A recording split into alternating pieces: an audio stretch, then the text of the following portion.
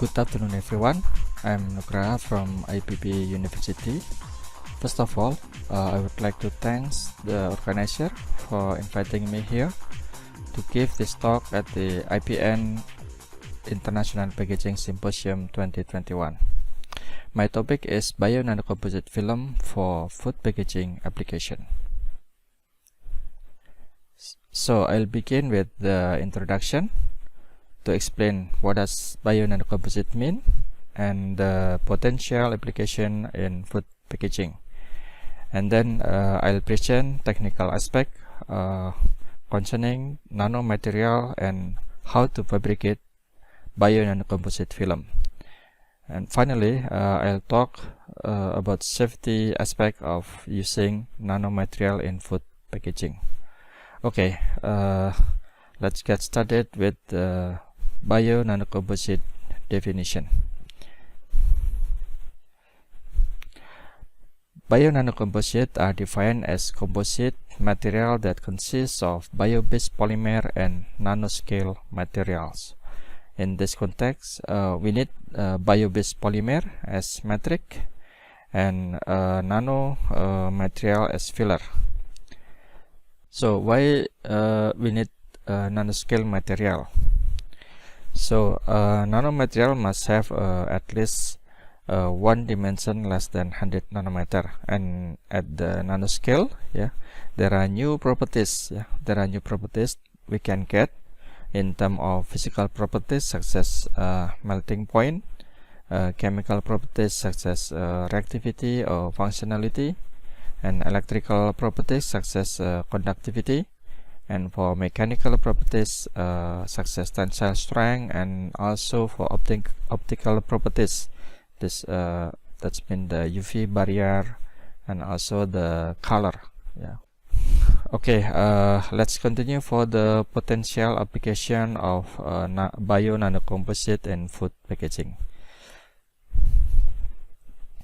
So basically, we can apply bio-nanocomposite as food packaging in two ways, as a film and as a coating. So as a packaging film, usually in form a thin film with a thickness more than 9.5 micrometer, and we can also apply as a coating. Coating means a very thin layer of a nanocomposite film with a thickness normally less than 100 nanometers. Did you know that the thickness of metal layer in metallized plastic packaging, the thickness is very thin, just in range 30.5 angstrom to 500 angstrom, that equal with 3.5 nanometer to 50 nanometers. Okay, here we can see the benefit of using bio-nanocomposite film. So we can get improvement in barrier properties, improvement in mechanical properties, active function as antimicrobial and also oxygen scavenger, and intelligent function as a nano sensor or nano indicator, and also improvement in thermal properties. Okay, let's start with the barrier improvement. So many researchers have proved barrier properties improvement with bio-nanocomposite. The presence of nanofiller and the presence of nanofiller in biopolymer matrix will give towards path. So that means the travel through this polymer matrix become longer and also more difficult in the diffusion. So the result is reduction in UV transmission, reduction in oxygen permeability, and reduction in water vapor transmission too.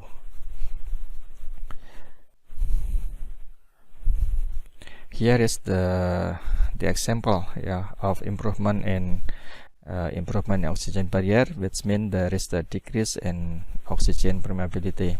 And also here the example for improvement in water vapor barrier. Yeah, there is a decrease in water decreasing in water vapor transmission rate. Yeah, here we can see the example of UV barrier improvement by using only 1% of zinc oxide nano particles. Yeah, there's almost zero the transmission of UV light. And let's move to the example of mechanical properties improvement. So we can see here there is the increase in tensile strength, yeah, and very little in decreasing percent elongation. Okay, let's continue with the active function. We can see here in the left figure, yeah, it is shown that the capacity and rapidity of oxygen scavenger by using nano-sized oxygen scavenger is very rapid, yeah, and also higher capacity. Yeah, here with the normal oxygen scavenger, yeah, the capacity is less, yeah, maybe almost half, and also the speed of elimination oxygen, yeah, is very slow, yeah, compared to the nano size one. Yeah, and next is the intelligent function. Here we can see the example of bio nanocomposite for nanosensor application. On the left, the use of SARS. SARS here means scattering technique surface enhanced Raman spectroscopy, yeah, with different nanosubstrate for rapidly detecting specific foodborne pathogen from chicken carcass range, yeah, tested by USDA. Here it is shown direct detection of pathogen, yeah, using the magnoelastic resonator nanosensor. Okay, the last is the example of improvement in thermal properties by using nanofiller in bio-nanocomposite. So we can see here the improvement in thermal properties, yeah, that's mean increasing in thermal degradation by using silicate nanoparticle. And on the right one we can see here the increase of melting point, by using the nanoclay. Next, I'm the benefit of bio nanocomposite as coating.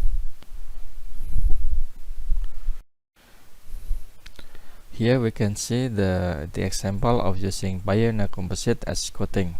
Figure A here represents snake fruit without coating, and B snake fruit coated with only starch, yeah?